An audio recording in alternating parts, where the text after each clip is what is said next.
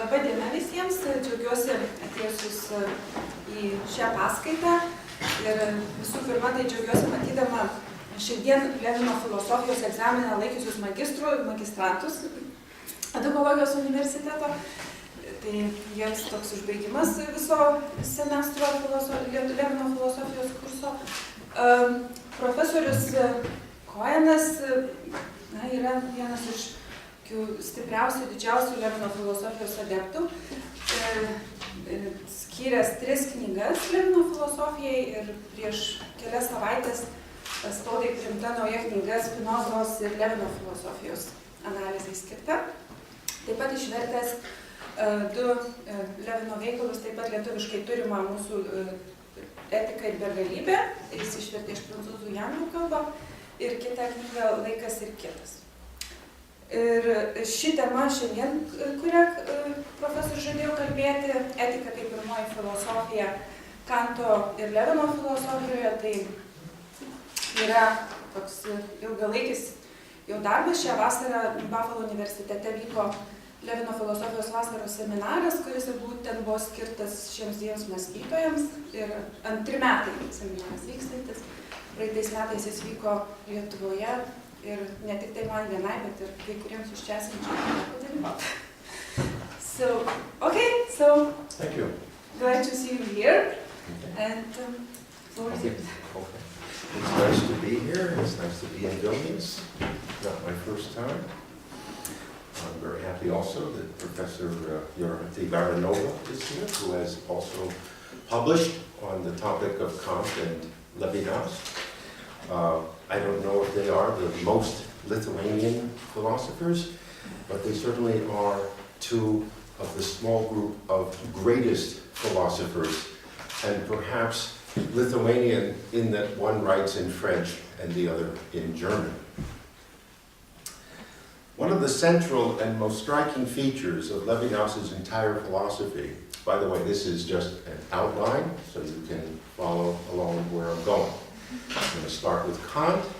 I'm going to give his 2 arguments for the primacy of practical reason. Then I'll give problems with those arguments. And then I'll turn to Levinas and say a few words, probably less, but we can discuss them afterwards in the question period, I hope. Okay? One of the central and most striking features of Levinas's entire philosophy is its unwavering philosophical devotion to showing the primacy of morality in relation to everything else, to the meaning of embodiment, to time, to language, to action, to thinking, to calculation, to social and political life, to art and religion, indeed, to the meaningful as such. This devotion is captured in the expression which serves as the title in English for an article Levinas published in 1984, Ethics as First Philosophy. Ethics, which is the study of morality and justice, the study, that is to say, of good and evil, and right and wrong, and their relation, in this article and everywhere else in Levinas shows that morality, the goodness of one person to another, the obligating exigency exerted by the other's mortality over one's own, is the transcendental condition of signification, including, therefore, not only this original moral orientation, but also all truth claims which perforce are built on it. In the second half, or second final part of the paper, I want to talk about the new sense of transcendental that results from Levinas's philosophy. How it differs from Kant's sense of transcendental. Because for Levinas, morality arises in sociality, specifically across the irrecoverable, asymmetrical diachrony of being for the other, before being for oneself, we can also say that this transcendental condition is, as Levinas puts it, the humanity of the human. It is difficult freedom, which we will contrast to the Kantian notion of pure freedom. Let me say from the start that I think the philosopher Levinas is closest to, and here I certainly agree with Professor Baranova, is Immanuel Kant. To be human is not simply to be rational, it is to be good. And goodness, for its part, is from the first a social relation. In this respect, Levinas appropriates and continues the Kantian Copernican revolution, the turn from realism to transcendentalism, while at the same time, mutatis mutandis, he socializes it, and socializes it without losing the irreducible independence and dignity, as Kant would call it, of each and every human being. I am aware that these are large claims and need to be elaborated in great detail. I will elaborate some of them shortly. From the start, one recognizes in them what we might call the pride or the dignity of philosophy itself, its status as the reasoned discipline of first things. Even if in reaching out to the first things, it turns out that cognition and its propositional judgments, what logicians call truth claims, are not the first to get there. This always has to be emphasized in Levinas because of the weight of 2,500 years of a philosophical tradition that relies on cognition, knowledge, epistemology. Today, in the limited time given to me, what I hope to show is that despite their differences, Levinas and Kant have a kinship of intent to ground philosophy in ethics. Despite the limelight, rightful limelight, that is cast on the Critique of Pure Reason, which is surely one of the greatest books in the history of philosophy. When you ask yourself what 5 philosophy books would you bring to that desert island, it always includes Kant's Critique of Pure Reason, and it should if it doesn't. A book whose arguments and insights divide all philosophy between pre-Kantian and post-Kantian. A book which is the culmination and conclusion of all prior metaphysics. Nonetheless, Kant affirms unequivocally and fundamentally the primacy of practical reason,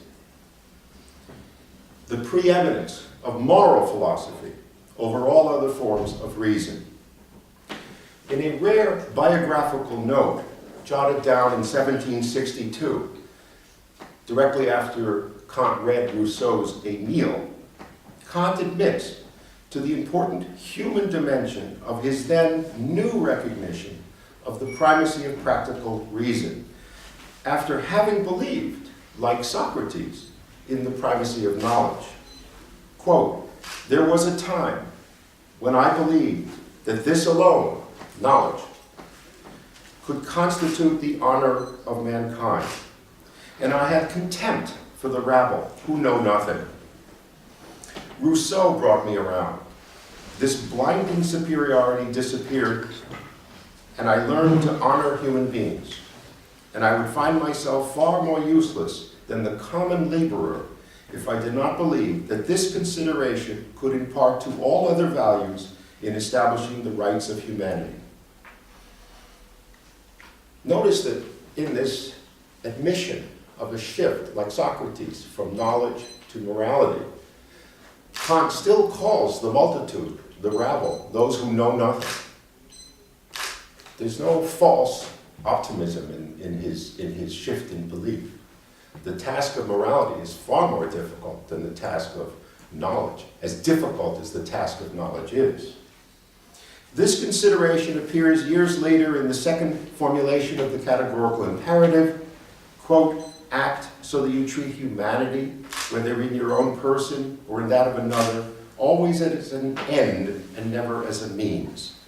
It presupposes the absolute worth and the dignity without a price, that is to say, the absolute unalloyed goodness of the goodwill." I'll be dealing mostly with the critique of pure reason and the critique of practical reason, but I'll also be relying on the foundations of the metaphysics of morals, one of whose most famous sentences is, "Nothing in the world, indeed nothing even beyond the world, can possibly be conceived, which could be called good without qualification, except a good will." How many people remember that sentence? That is one of the, for me, the most moving sentences of Kant. I can't read it without being moved. Nothing in the world, indeed nothing even beyond the world,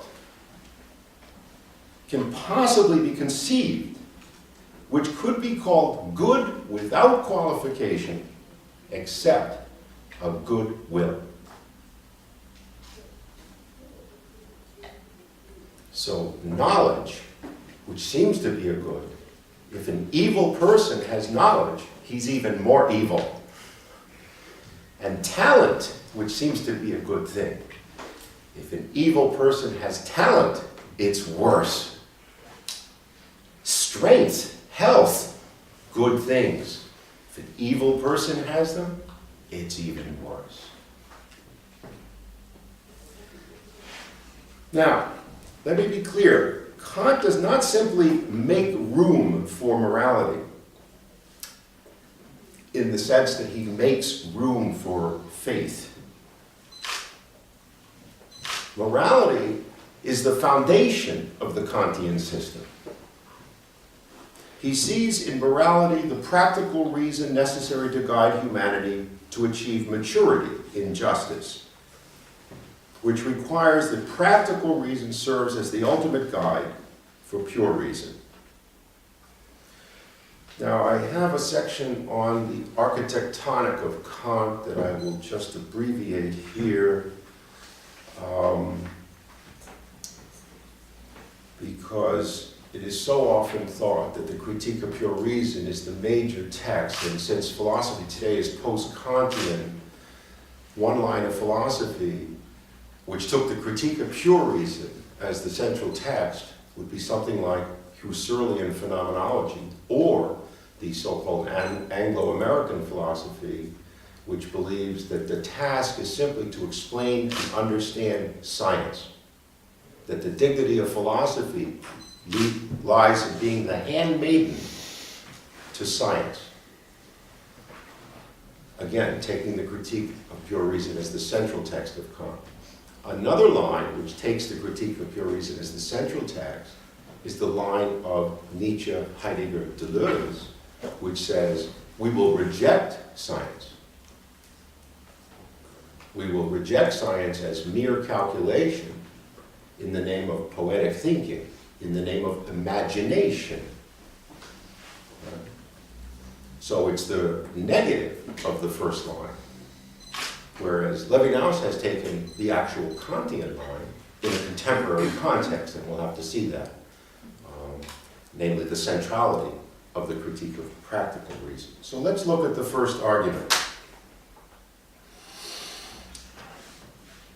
In the concluding subsection of the Critique of Pure Reason, it's interesting that this first argument for the centrality of practical reason occurs in the Critique of Pure Reason. But again, unfortunately, because of the way the Critique of Pure Reason is read today, people they look at what's called the analytic, the first part of the book, and they ignore the dialectic, which is to me, the core of the book, which is the second part of the book. And at the end of the dialectic, there's a section called the Architectonic of Pure Reason. And in this section, Kant develops what I call the exercise of talent argument. That is, this is one of the two arguments for why practical reason is primary. It's a complex argument, but here I'll present it in a simplified version. Kant distinguishes at the beginning of the Critique of Pure Reason mathematical thinking from philosophical thinking. This distinction seems obscure, mathematical thinking versus philosophical thinking. But for Kant, this distinction is what enables him to go beyond the philosopher Wolff, beyond Leibniz, beyond Descartes, who did not distinguish mathematical thinking from philosophical thinking. And here's the difference. Mathematical thinking is constructive. It constructs a triangle and then tells you all sorts of rules that occur around the triangle. Philosophical thinking, however, is not constructive. It begins at the absolute beginning, which is why it's always starting all over again, always. That is, philosophical thinking begins from the ground up. And everyone has to be able to reproduce philosophical thinking. You cannot, as it were, learn it. You can learn the history of philosophy, but you have to think through the history of philosophy to do philosophy. So this distinction leads Kant to say that one can only learn to philosophize. This is a quote I'm taking from the Critique of Pure Reason. One can only learn to philosophize, that is, to exercise the talent of reason in prosecuting its general principles in certain experiments that come to hand, but always with the reservation of the right of reason to investigate the sources of these principles themselves and to confirm or reject them. So, as we know, no one takes the truth of physics on faith. We accept the truths of physics, those of us who don't know physics very well, because we admit our ignorance. But part of our admission of ignorance and acceptance of the truth of physics is that we will, if we were not ignorant, if we had the intelligence, we believe that we too could follow the path that led the physicist to make the claim that is being made. In contrast to an oracle. An oracle says something and you're supposed to accept it because it's been said. One of the greatest things Socrates ever said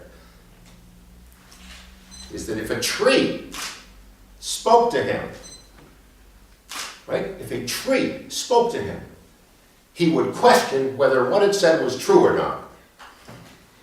Do you see how that is the philosophical mind? The non-philosophical mind throws itself on the ground and says, yes, I'll do whatever you say, right? It's a tree speaking to me. Socrates says, is it true? Or is what you're saying true? You could just see Socrates questioning the tree. Right?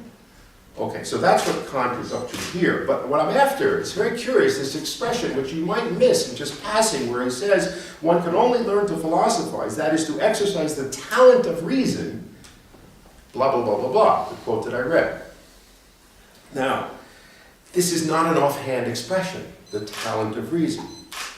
Kant gave lectures every year on logic, and these were collected in 1800, published in 1800, by a student of his named Vieša, and they're called the Vieša logic. And in the Vieša logic, Kant refers always to the cultivation of talent and skill, that the philosopher has to cultivate his talent. Now, so it's not offhand when he speaks of the philosopher as cultivating talent. Obviously, the talent of reasoning, of going to the bottom of things, of getting to the root of things. So here we shift to the foundations of the metaphysics of morals, where Kant distinguishes duties to oneself and duties to others.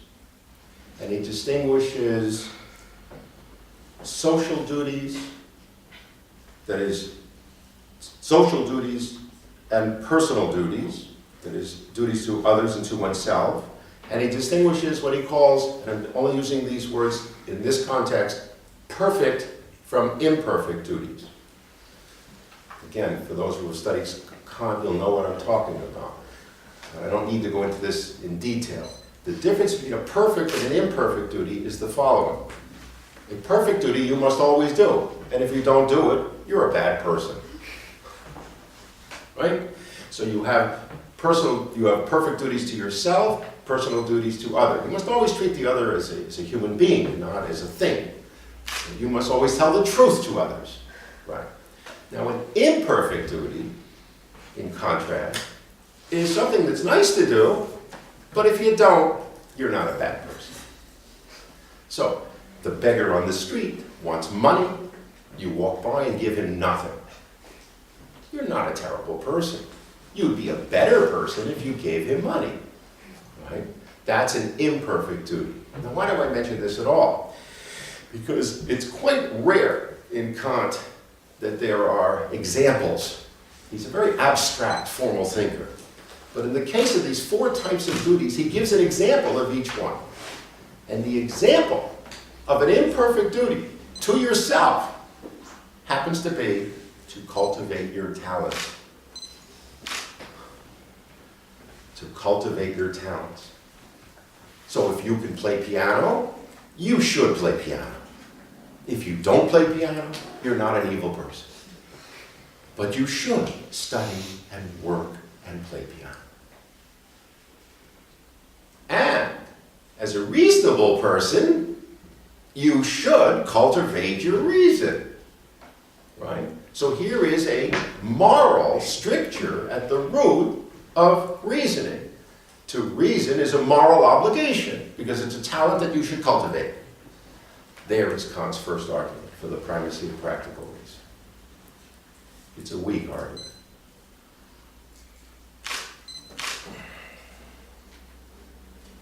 Now, it does, well, I'll talk about the weakness of it in a moment. Maybe I'll tell you the weakness right away. One, it assumes that, well, it's weak because it's only an imperfect duty. You could just say, well, just as I don't give money to the beggar, I won't cultivate my reason. I'm not a bad person. That's not a particularly strong moral underpinning of being rational beings. Right? It's only an imperfect duty. So let's go to the second argument. Now, the second argument occurs in the center of the critique of practical reason.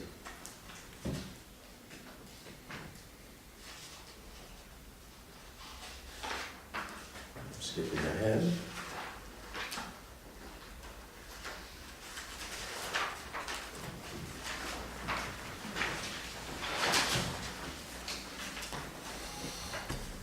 Now, the section in which Kant discusses the second argument is called on the primacy of the pure practical reason in its association with speculative reason. That is to say, the primacy of the second critique in relation to the first critique, the primacy of practical reason in relation to pure reason. Now, what does he mean by primacy?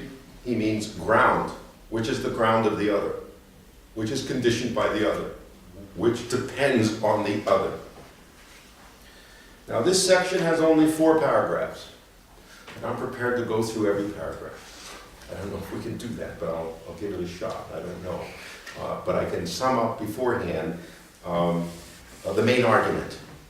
So I'll give you the main argument, and then maybe I won't do every single paragraph, but I'll do the main argument. It's a syllogism, the main argument. Oddly enough, it's a syllogism that works by connecting the second sentence with the last sentence of the 4 paragraphs. So, the second sentence, Kant writes, "To every faculty of the mind, an interest can be ascribed." That is, every faculty of the mind has an interest. It has a desire for something. And that's going to be the minor premise. The minor premise is speculative reason has an interest, because every faculty of the mind has an interest, so speculative reason has an interest. From the final sentence, Levinas writes, every interest is ultimately practical.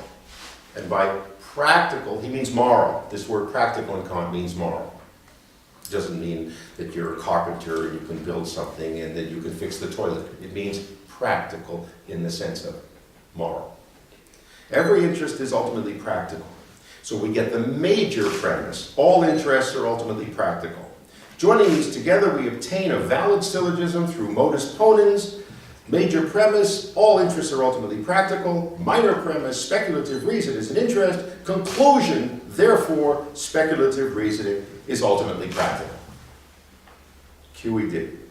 This is the first step of Kant's overall argument. The second and final step is but a short step away, and it requires 2 claims to get there. First, the claim that the interest of practical reason is not one among many interests, but the final interest, or what is properly called the highest or the absolute or final interest. Second, the claim, analytic, that the perfect or final or absolute interest has primacy over all other interests. Otherwise, why use the term final, first, absolute? With this in mind, we're able to logically draw the conclusion that Kant draws, and which gives its name to this section, namely, the primacy of practical reason over pure or speculative reason. The interest of speculative reason, in other words, is subordinate to and directed by the final end of practical reason. Now, I will not go through each paragraph sentence by sentence, but I will give some analysis that I need to carry this argument forward. What does speculative knowledge do? What is it up to? The interest of speculative knowledge, that is pure reason, is the knowledge of objects up to the highest a priori principles. That is, you can think of it as science combined with philosophy. That is, science by itself is insufficient because it lacks its own self-understanding. Philosophy provides the self-understanding which provides the principles of what science is about. That's one interest of speculative knowledge. That is the complete system of knowledge. The second interest of knowledge is to restrict speculative folly.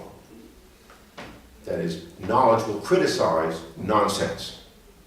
Knowledge will discover the determination of all things through physics, chemistry, and biology, etc., and it will discover the principles upon which such a project is based, and it will also criticize nonsense.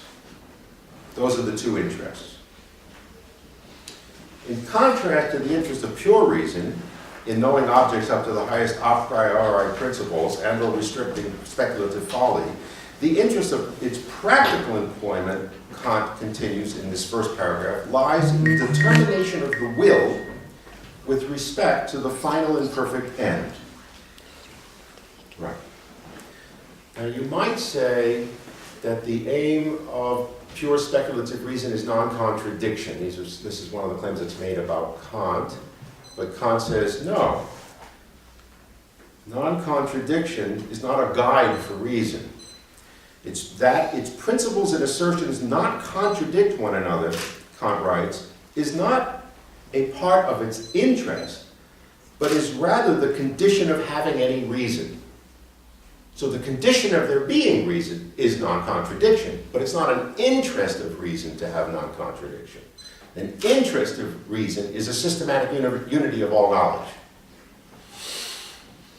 In order to have that, it has to be non-contradictory. Now, skipping ahead.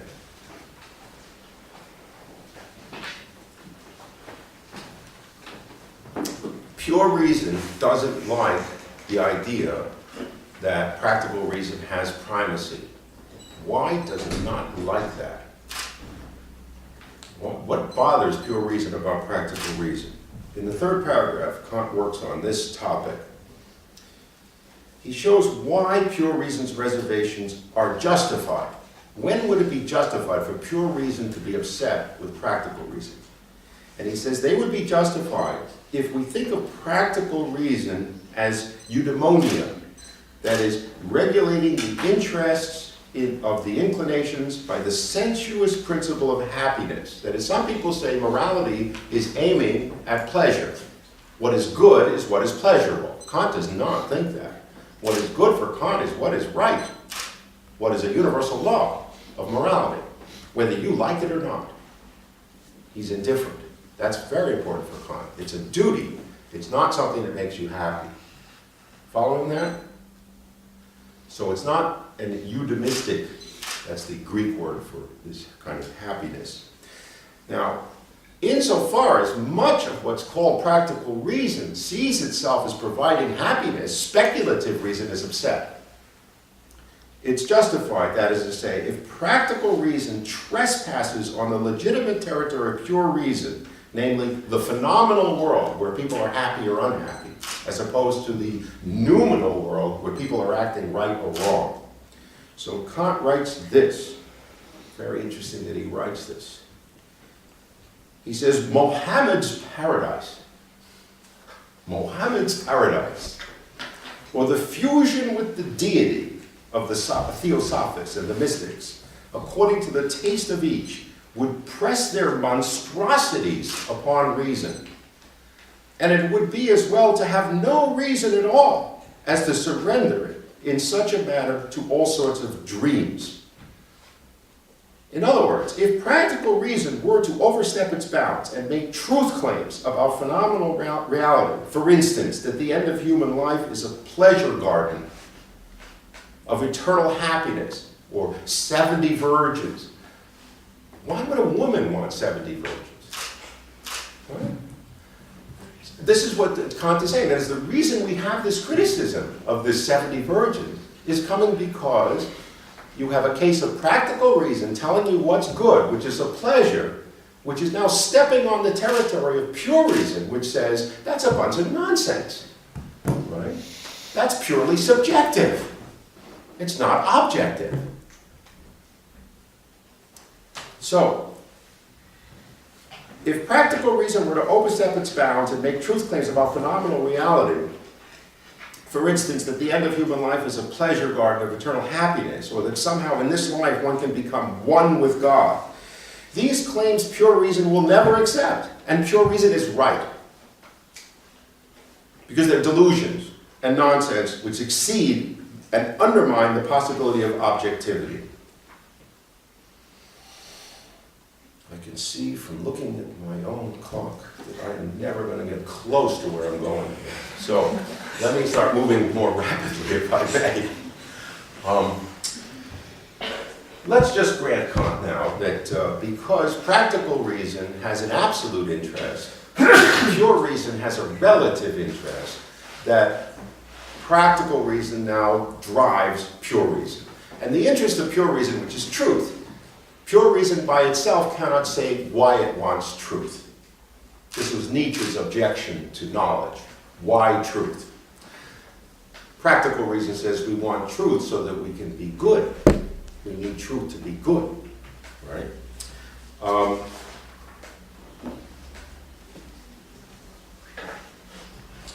So, two problems very quickly.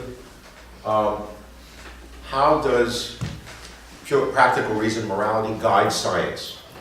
Now, when I raise that as a problem, I think that's a real problem, meaning I'm not raising it as a problem to say, therefore, the whole Kantian system collapses, because Levinas will face the same problem. That's a problem we live with. It's a moral problem.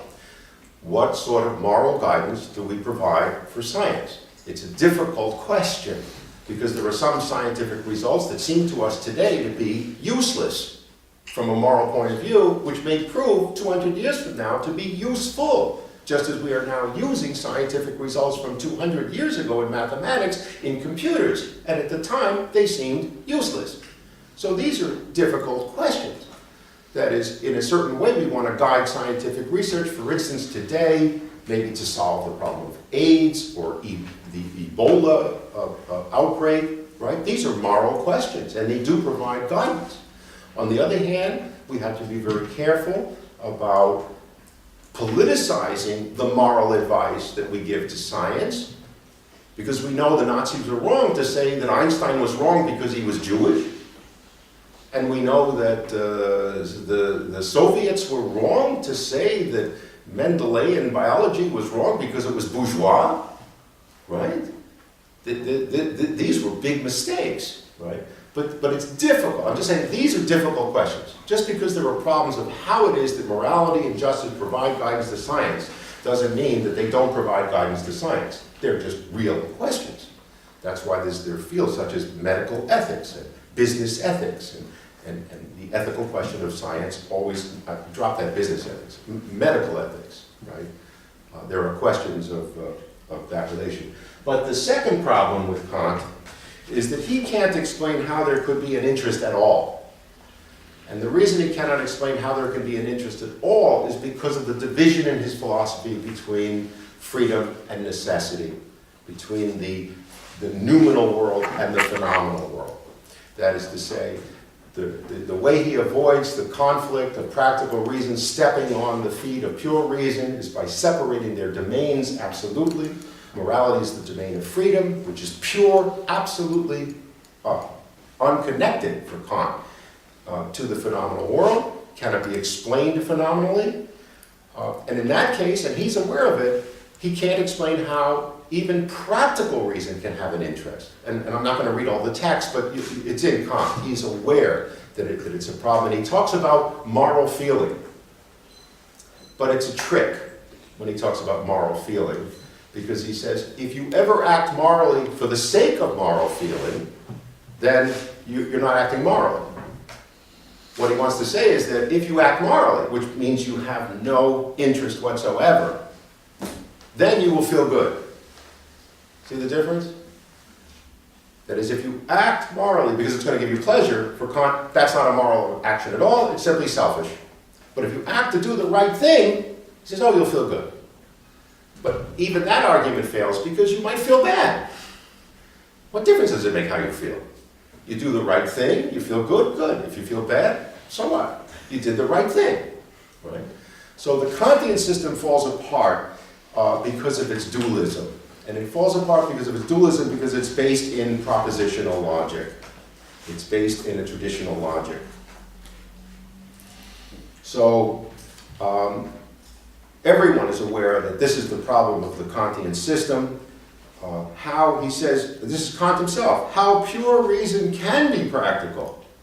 To explain this, all human reason is wholly incompetent, and all the pains and works of seeking an explanation of it are wasted. That's Kant. His whole argument is based on practical interest, leading pure reason in its own interest in truth, and he admits he can't explain interest at all. Right? Nevertheless, his was the best explanation that was possible given the history of philosophy's commitment to propositional logic, which leads us to Levinas, who says, the beginning of totality and infinity, the breakup of the formal structure of thought into events which this structure dissimulates, but which sustain it and restore its concrete significance, constitutes a deduction necessary and yet non-analytic. Now, I emphasize the word deduction, and it's in italics in the text, because that is what Kant calls what he has done. Kant is a deduction. No one uses that term now in this context without thinking of Kant. Levinas, when he speaks in the beginning, in the preface of all that he's going to do, in his whole philosophy, speaks of it as a deduction. But it's going to be a deduction which breaks up the formal structure of thought. Because that formal structure of thought, as in Kant, convincing as it is, and I implore you to read Kant and see how convincing he is, because he truly is. There are people who are still Kantians. No one is a Leibnizian, right? No one is there are people who call themselves Hegelian, but it's just nonsense. But there are still Kantians. Right? And I myself, I'm tempted, because if you think logically, you end up in Kant. Nevertheless, it's a failure. So he says, the breakup of the formal structures of thought into events that this structure dissimulates, but sustain it, and to restore the concrete significance, this constitutes a deduction, necessary and non-analytical. And then he says, about Kant in another article on Buber, he says, Kantian philosophy itself, which has lent reason its form and figure, was still misled by a traditional logic, accepted as fixed, and needed a phenomenology. Now he says very generously whether Hegelian or Husserlian, but actually Levinas thinks what it needs is his own ethics, his own deformalized form of ethics.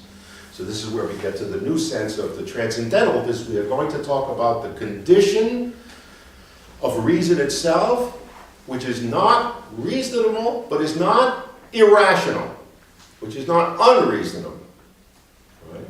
Remember I said that the post-Kantian philosophies either went in the direction of, let's continue to be scientific and pretend there aren't problems in Kant, or let's just reject Kant and throw him out, and now we'll do Nietzsche, Heidegger, Deleuze, poetic, imaginative thinking, which is really just anything goes, have fun. And Levinas is saying, And this is why it's so important that the structure of the condition of thinking is an ethics, but it's an ethics that has taken phenomenology seriously, namely, it has taken the body seriously, time seriously, and language seriously, in a deformalized sense, so that in Levinas you get the notion of the body as a trauma. You will not find such a notion in Kant. You will not find such a notion in Hegelian or in classical philosophy.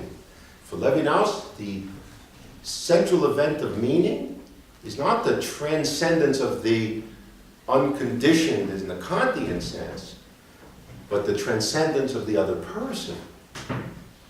But the transcendence of the other person in a very specific sense of moral obligation.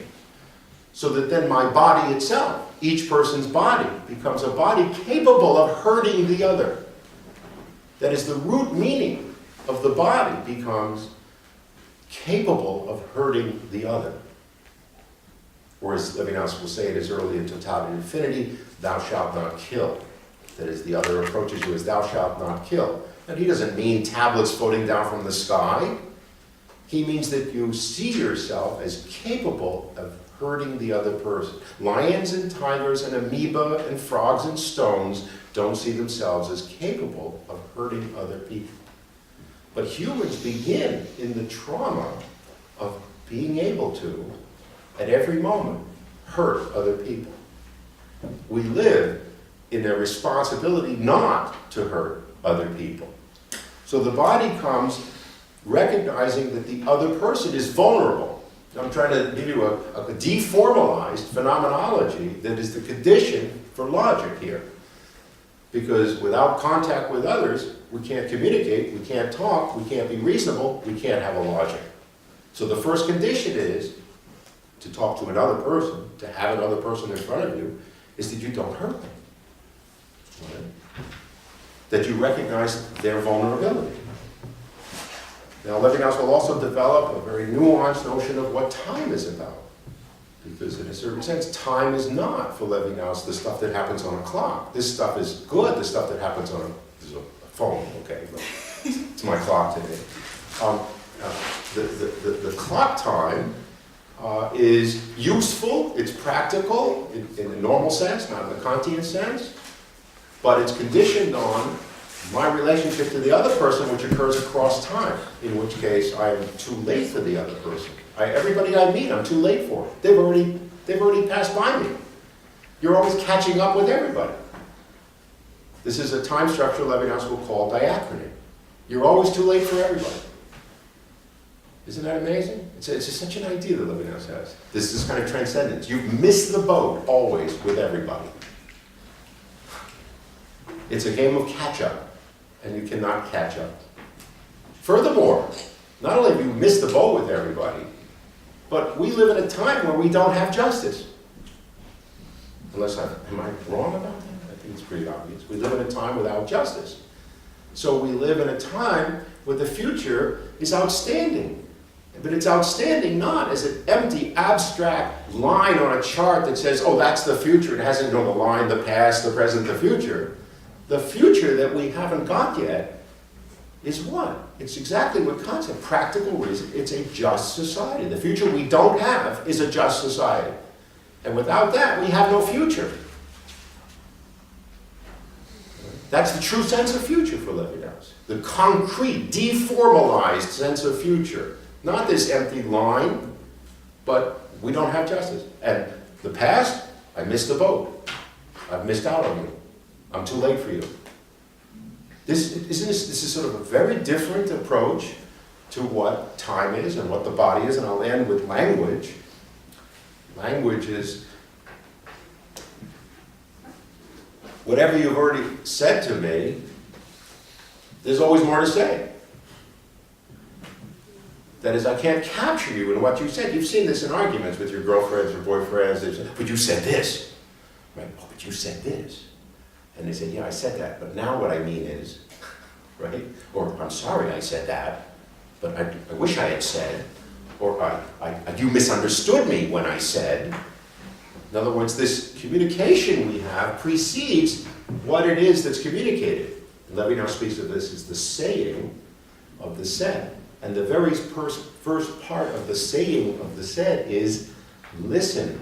And it's not even a word. The unspoken word before all communication is listen.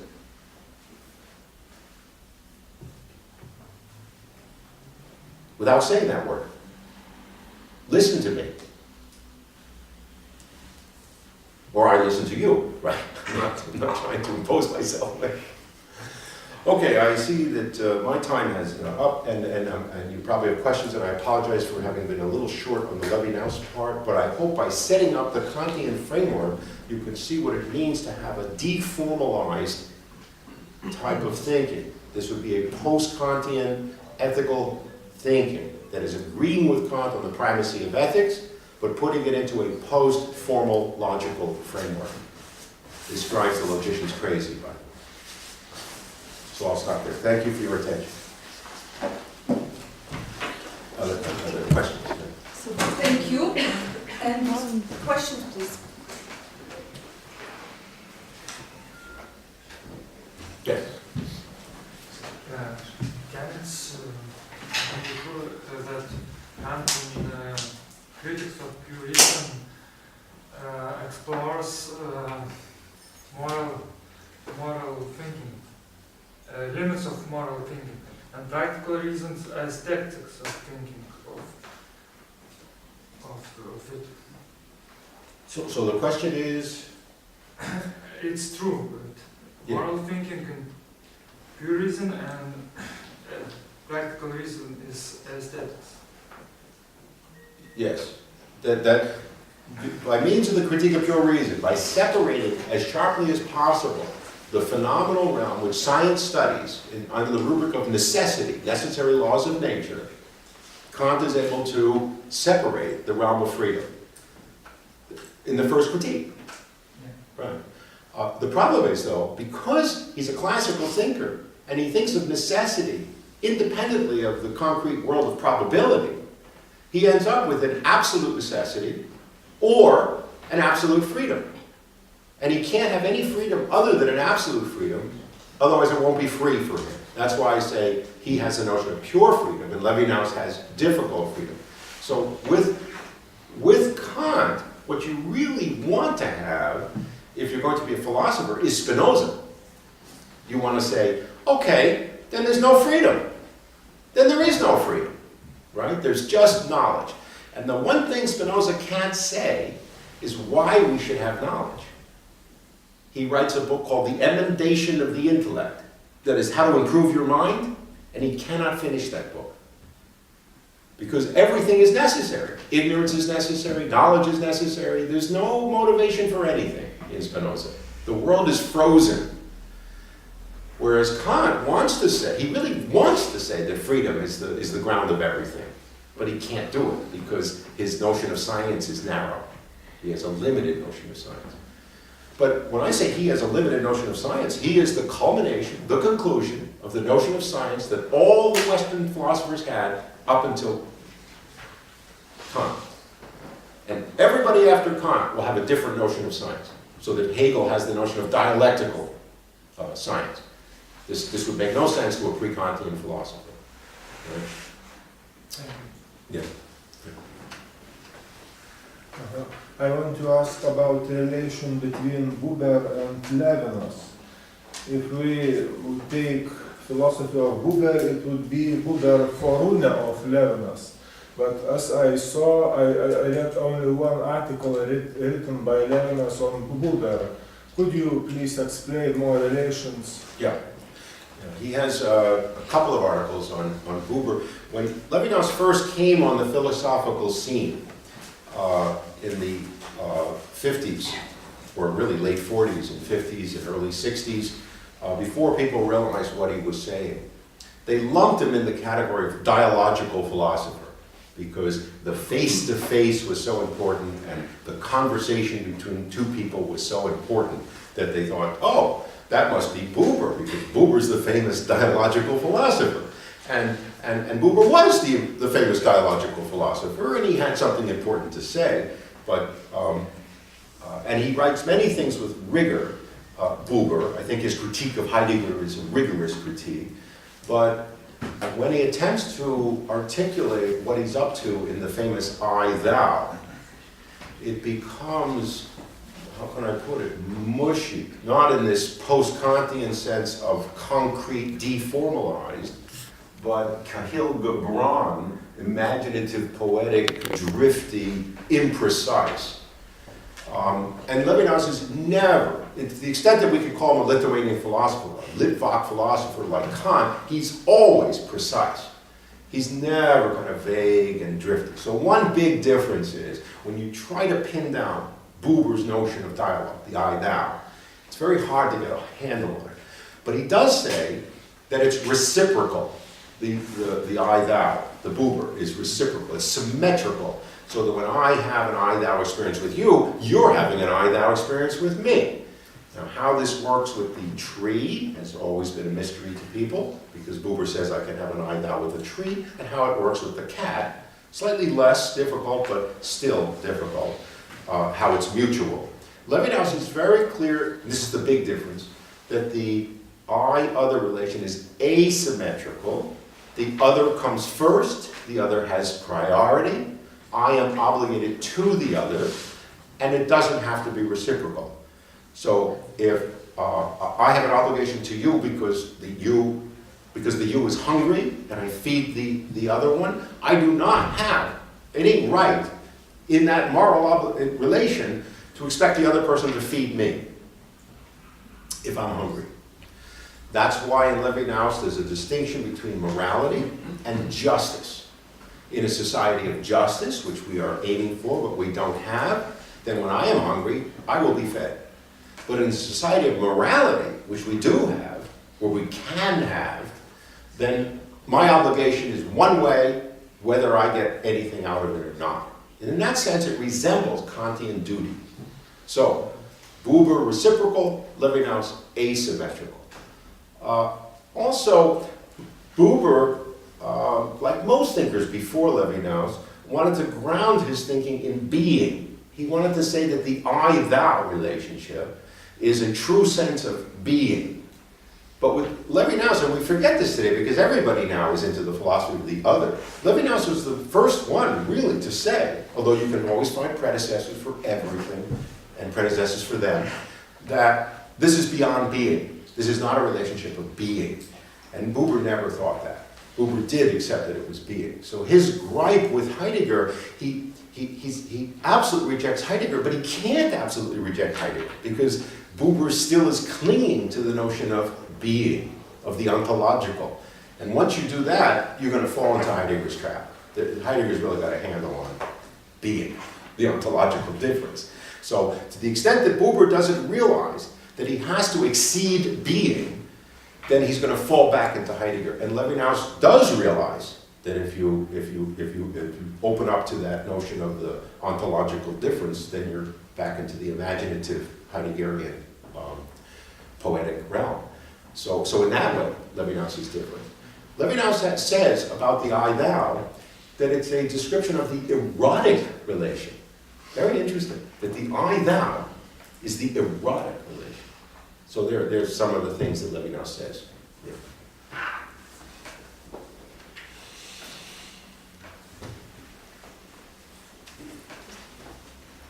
It will be hard for me to explain my question, but I'll try somehow.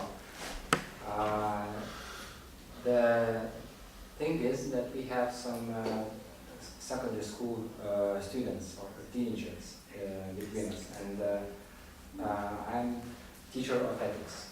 So when you said that practical reason is more important than the first one, Speculative reason, pure reason. Pure reason.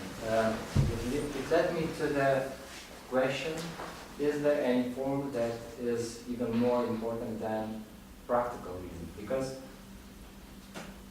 it's like a common knowledge that majority of human population never will be practically interested in morality, to understand these values of morality. So, for me, it is the open question: is the practical reason, does it have the highest priority in the philosophy? Because it's still missing something that's understandable by just intuitively. Mm-hmm. So I see the probability to solve this problem by simply with wisdom. So With what? wisdom. Wisdom. Yeah. Wisdom. Because it is hard to describe, for example, those values for teenagers. Yes. Yes, because of you understand what I mean? Yes. Yeah. So the only thing which you can use is some form of wisdom. Yes. So my question will be: do you see the somehow relation between wisdom and practical reason as philosophy of ethics? Yes. Yes. Thank you. Such a good question. Because I say some things that just seem like I'm saying them in passing, but they have something to them. I'm distinguishing ethics from morality and justice. Morality has to do with good and bad, good and evil. And that is what most people, almost everyone, except psychopaths or sociopaths, knows about. And I say no in the sense that you're using the word wisdom, I think. That is, they don't have to learn it in school. They don't have to read it in a book. People learn it at home, they learn it from their families, they learn it in society. Morality.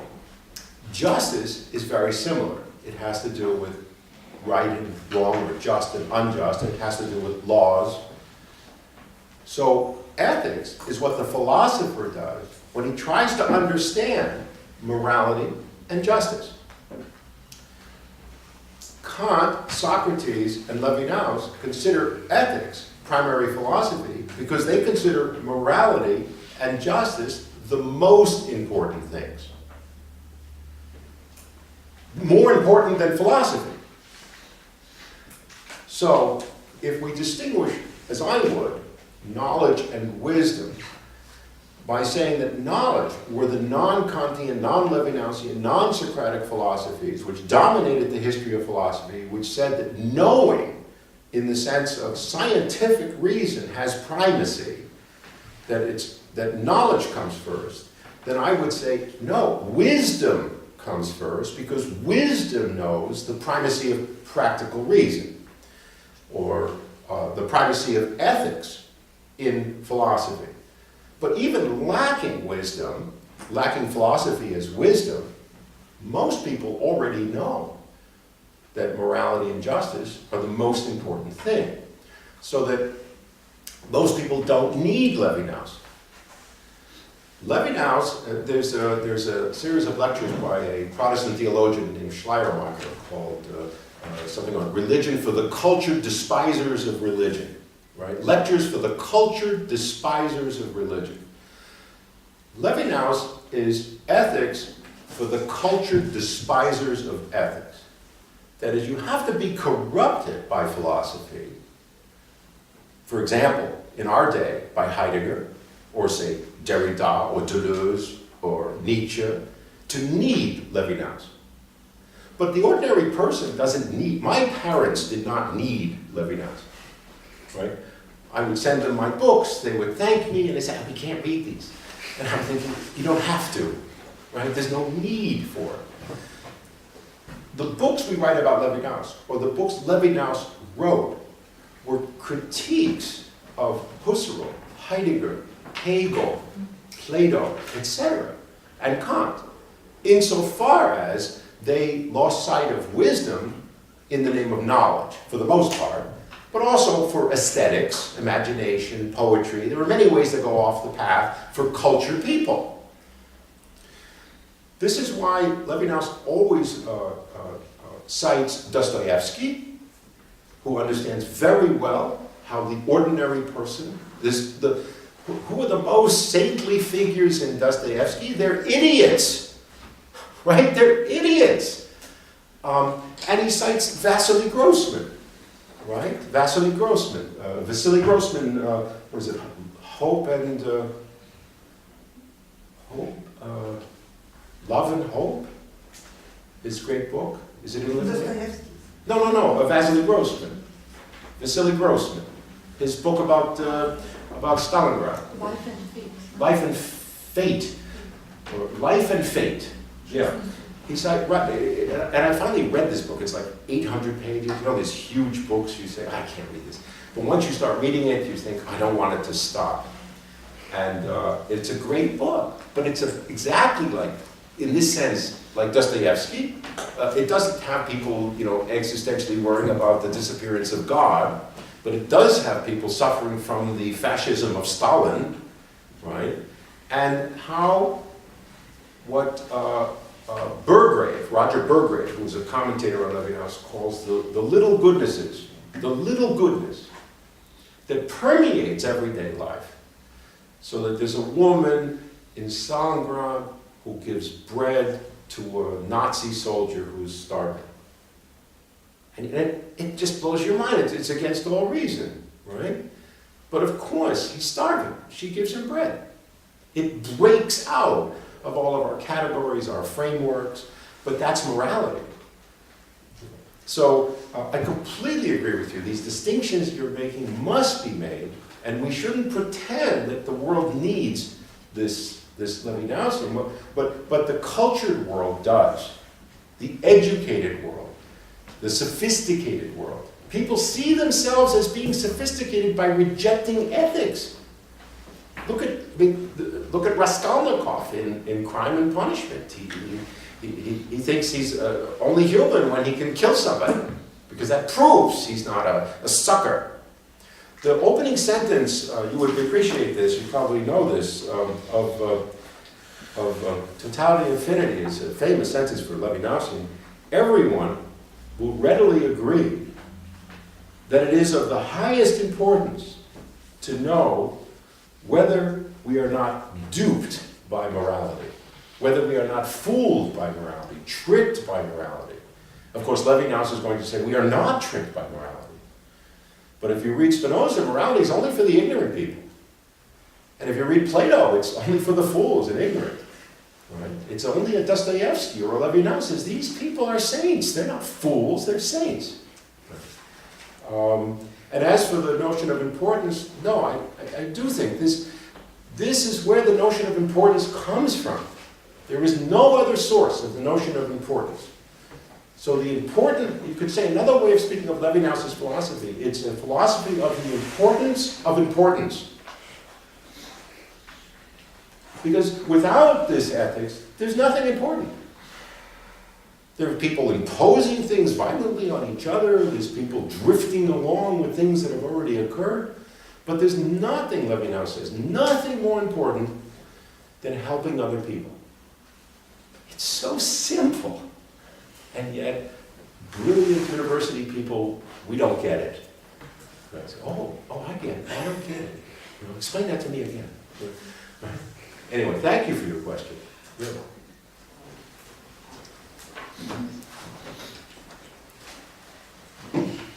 Thank you for mentioning Dostoevsky. My idea is that it's not possible to understand Levinas if you are escaping Dostoevsky. Oh. Because I think I always give to my students to read Dostoevsky before Levinas. Just to have this inside somehow emotional impression. What does it mean? This asymmetry. Because asymmetry, it's very difficult to persuade the other person that he should or she should be responsible for everything. It's my problem if I want to be sane. Because Dostoevsky took this idea of saintness. And I think Levinas was reading him in Russian. Sure. Yeah. I would only recommend that you, if you probably have you read Shestov on Dostoevsky? Yeah. It's wonderful. wonderful. Yeah.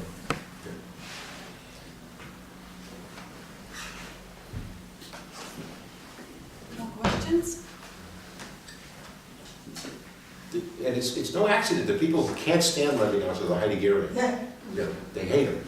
yeah, because he is remarking too much. Right, You should be sane. Right. Why? right. What for? I don't want to be sane. Mhm. I just want to enjoy my life. Right. Responsibility is not a terrible thing. Mhm. Mhm. Prašau. Nesuprantu, ten kelite ar kaip jūs ten? Ai, ne. Lietuviškai galite Just klausti. yawning back. I really thank everyone for coming on this snowy day in the middle of January. Thank you so much. Ten bus klausimų? It's allowed to end. Ne? Thank you. So, thank you. Thank you for coming, all of you. Then.